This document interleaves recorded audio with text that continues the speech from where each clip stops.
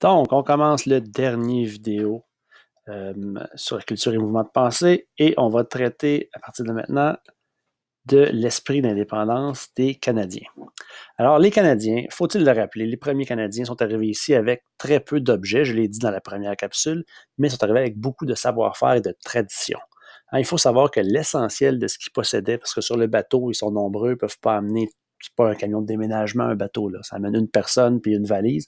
Donc, l'essentiel de ce qu'ils possédaient était dans ce fameux coffre du colon dont je vous ai déjà parlé en classe. Et le coffre du colon, ça va être le meuble le plus important, si on veut, de la maison des colons, parce que ça va servir de table, ça va servir de range-tout, dans le fond. Et c'est ce qui intéresse un petit peu les historiens, là, ceux qui étudient la première vague d'immigration en Nouvelle-France, c'est le fameux coffre du colon, de voir qu'est-ce qu'il y avait là-dedans. Et puis c'est ça, ça va faire partie du mobilier des maisons qu'on retrouvait ici. Parfait. Poursuivons. Donc, une fois rendu ici, hein, la France puis le Canada, c'est pas la même chose, pas le même genre de climat. C'est sûr que dans les montagnes, régions montagneuses, peut-être qu'il fait plus froid un petit peu durant l'hiver, mais règle générale, c'est un climat plutôt océanique, méditerranéen. Donc, l'hiver au Canada, la première fois, ça peut faire mal. Et là, ils vont commencer à s'adapter déjà.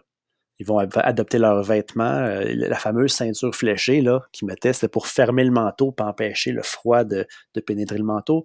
Les habitations vont se transformer aussi. Les toits vont être faits en pente très, très, très inclinée pour que la neige ne s'accumule pas dessus et que le toit ne défonce pas. Les moyens de transport, bon, si on marche dans la neige, on le sait qu'en bas, on cale. Si on met des raquettes, on cale pas. Donc, ils vont s'adapter aux réalités du climat et du territoire graduellement. Les Canadiens vont aussi, en contact avec les Amérindiens, améliorer leurs conditions de vie. Les Amérindiens vont leur montrer que quand il fait froid l'hiver, on peut s'abrier avec des peaux, on peut se faire des vêtements avec des peaux d'animaux. C'est sûr que la fourrure, ça existait aussi en Europe, mais on sait que la fourrure en Europe, c'est un vêtement qui est plus luxueux. Ici, c'est une nécessité, là. C'est même pas une question de luxe. On va les initier, les Amérindiens vont initier les Européens à l'usage du tabac, qui n'existait pas en Europe avant les années 1600. Ils vont diversifier leur alimentation. On va manger le maïs, la courge, le haricot, ça existait peut-être en Europe, mais là, les Indiens vont leur donner ça aussi. Le fameux sirop d'érable va arriver aussi du contact avec les Autochtones. Et finalement, on va adapter aussi les moyens de transport, c'est-à-dire que pour se déplacer à travers le territoire puis remonter les rivières, les cours d'eau sur les lacs, le canot d'écorce va être beaucoup plus pratique que la caravelle, qui a beau ne pas avoir un fort tirant d'eau, mais ça remonte pas la rivière l'Assomption, une caravelle. Puis les raquettes, comme j'ai dit tantôt, ça va être l'autre moyen de se déplacer à pied sur le territoire dans la neige. L'esprit d'indépendance des Canadiens s'explique parce que le Canada, c'est très loin de la France. C'est à 2 mois et demi, 3 mois de bateau à l'époque. Aujourd'hui, on fait ça en 6 heures peut-être en avion. Dans ce temps-là, c'était une éternité. Et il ne faut pas oublier que pendant les mois d'hiver, le fleuve, il n'est pas navigable. Donc, on ne peut pas entrer ni sortir du Canada. Donc, les ordres qui viennent d'Europe pour le gouverneur, pour l'intendant, pour les administrateurs des compagnies, peu importe, durant l'hiver, il n'y en a pas. Donc, il faut s'organiser avec les moyens du bord. Ce qui fait que ça se peut des fois que les colons prennent des décisions, que ça les organise pour le moment, mais qu'après coup, la France va dire je ne suis pas sûr que ça m'intéresse que tu fasses ça. Mais là, il est trop tard. Ça vient de passer dans les traditions, dans les coutumes déjà. On fait ça comme ça ici. On est au Canada, on n'est pas en France. Donc, ils font des choses sans trop se soucier des conséquences qui pourraient être imposées. Par exemple, la traite des fourrures, ça prenait un permis. Hein? C'était un monopole qui était accordé à une compagnie. La compagnie donnait ses permis à ses coureurs des bois. C'est pas n'importe qui pouvait aller faire du commerce des fourrures.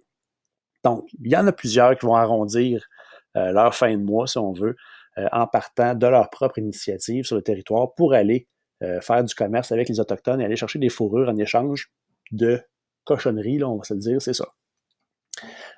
Ou encore, il y en a qui vont aller vivre sur le territoire amérindien. Tu sais, ce sentiment, ce besoin-là d'être dans la nature, d'être tout seul. Il y en a qui l'avaient. C'est pas tous des gens qui étaient des gens de famille qui venaient vivre ici. Là. Il y en a qui voulaient s'isoler.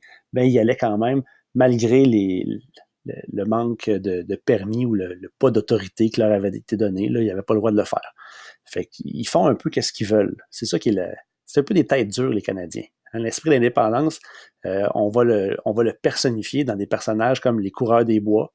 c'est l'exemple type. C'est celui qui ne vit pas avec le monde, c'est celui qui est mieux dans la forêt, c'est celui qui s'arrange tout seul, c'est celui qui fait son feu, qui mange son écureuil. Bon, il s'organise tout seul. Les marchands, ils font leur commerce comme eux l'entendent. Ils ne se mêlent pas trop de...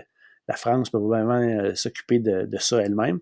Et les habitants, ben, les colons qui sont nés au Canada, ils sont des Canadiens et ils font les choses comme bon leur semble. Ce n'est pas des administrateurs français de la noblesse qui sont ici, qui reproduisent le mode de vie en France. Les habitants, ils vivent comme les habitants.